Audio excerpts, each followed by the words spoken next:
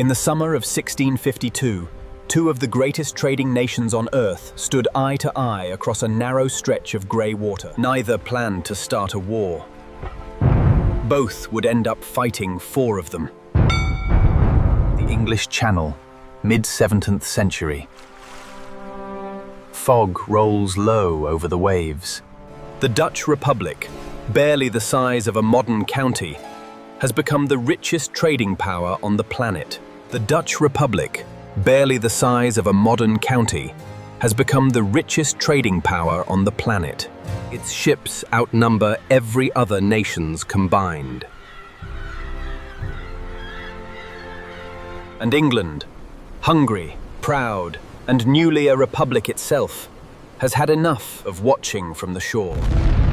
What follows will not be a single war. It will be four, spread across decades, fought with cannon fire. Picture Amsterdam in 1650. Canals lined with warehouses bursting with cinnamon and porcelain. Merchants in wide-brimmed hats haggling over shares in the East India Company, the wealthiest corporation the world has ever seen. Dutch ships, the famous Vloits, glide out of harbour by the thousand each year, built cheap, fast and efficient. This is a nation that has turned trade into a weapon.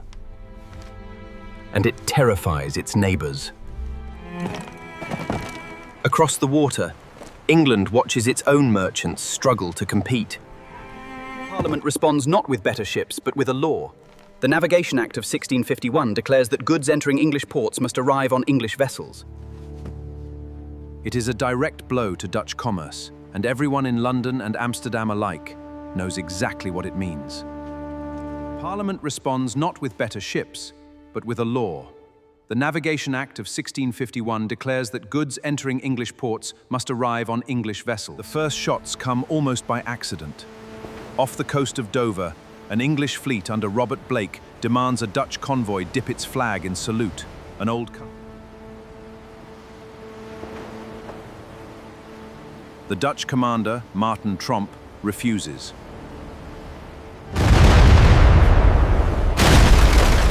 Cannon fire erupts across the strait. Neither government ordered this battle,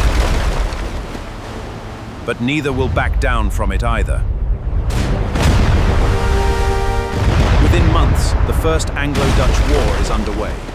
It was fought almost entirely at sea, in brutal, close-range battles. The English Navy, smaller but built for war rather than trade, begins to win a war of attrition.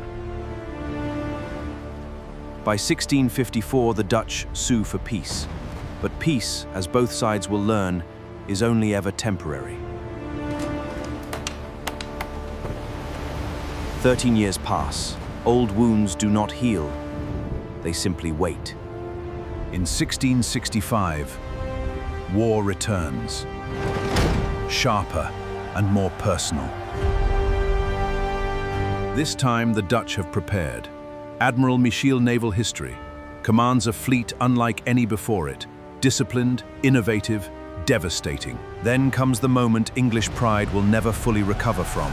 In June 1667, De Ruyter seizes and burns the English fleet in its own harbour. Chatham, the heart of English naval power, set ablaze by a foreign fleet, within sight of London itself. It is one of the most humiliating military disasters in English history.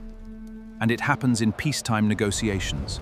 A warning shot fired mid-conversation. A third war follows in the 1670s, this time tangled into a much larger European conflict, as France invades the Dutch Republic on land, while England attacks by sea. The Dutch fight for survival on two fronts at once, flooding their own farmland to slow the French advance, holding the line at sea against English ships.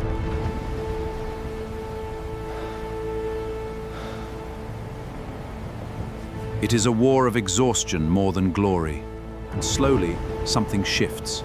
England begins to see France, not the Dutch Republic, as its true long-term threat. Old enemies start looking like potential allies.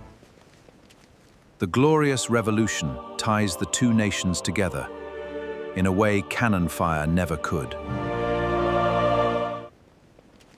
decades of naval warfare end not with a final battle, but with a crown.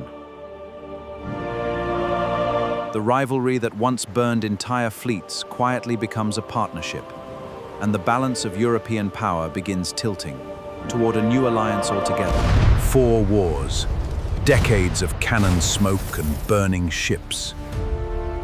Fortunes won and lost on the tide. And yet, out of all that bloodshed, came something almost nobody expected. An alliance that would help reshape the map of Europe for a century to come. The Dutch Golden Age slowly gave way to British naval dominance, but the ambition, the innovation, the sheer audacity of small Dutch fleets never truly vanished from history's memory. The Dutch Golden Age slowly gave way to British naval dominance, but the ambition, the innovation, the sheer audacity of those small Dutch fleets. The ocean does not forget who once ruled it. If you enjoyed this journey across the waves of empire, subscribe for more untold stories from history, and tell us in the comments which lost empire or forgotten war we should reconstruct next.